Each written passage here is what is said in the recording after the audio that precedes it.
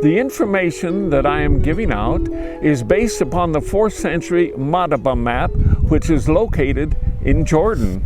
We can see on here a boat with the Dead Sea. Here we see Jerusalem, and right here we see Ephrata, Bethlehem Ephrata.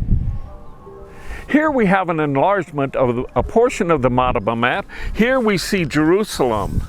Right next to Jerusalem, we see a short distance, we have a reclining lady. Could that be Mary? With the word Ephrata written above her.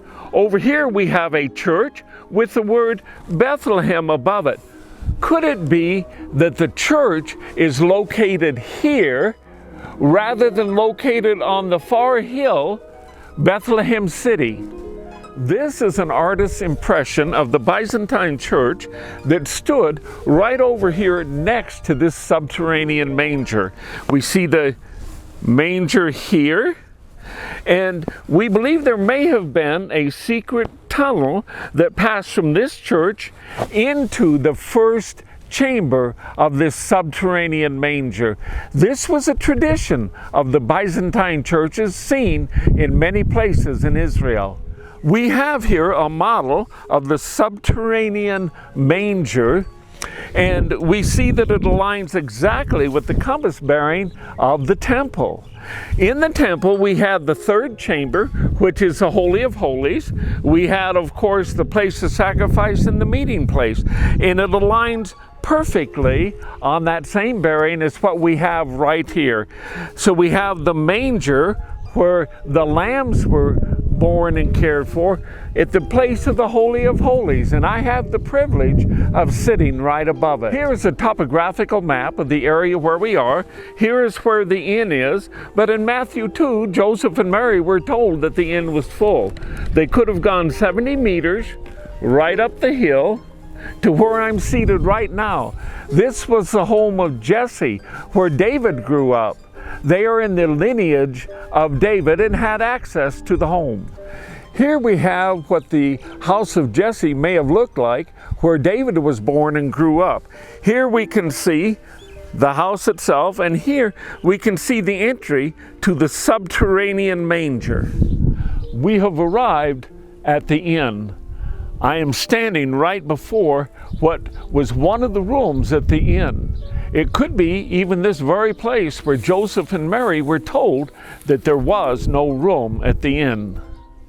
We have inscribed right above the door of that room a cross. That marked a place of ancient pilgrimage. Behind me, we can see the Herodion built by King Herod. From his 3-story palace on top of that, he could look directly into the inn. This is a possible location of the original Tower of the Flock. Now, the original tower would have been a small, round tower. Here we see the stones that are possibly from the Crusader period. When they came in 1099, they used it for raising the sheep as well. Originally, those who tended the sheep would have been from the priestly tribe. All around me today, as I'm seated here, I have the smell of hyssop. That is through all of the air here. And as we look at this subterranean chamber, we see where the manger used to be, below the home of Jesse. Here the lambs were born for temple sacrifice and kept very close watch on. They must be without blemish. On the front wall of that manger, we can see there is inscribed a cross. That cross is reportedly put there by the Roman soldiers after our Lord was crucified to mark that spot where he was born.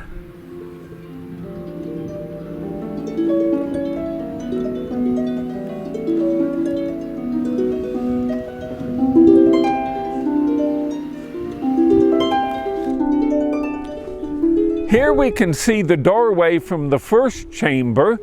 The camera is located in the 2nd chamber. And as it turns around, you will see the entryway to what is the Holy of Holies, where the lambs for sacrifice were born.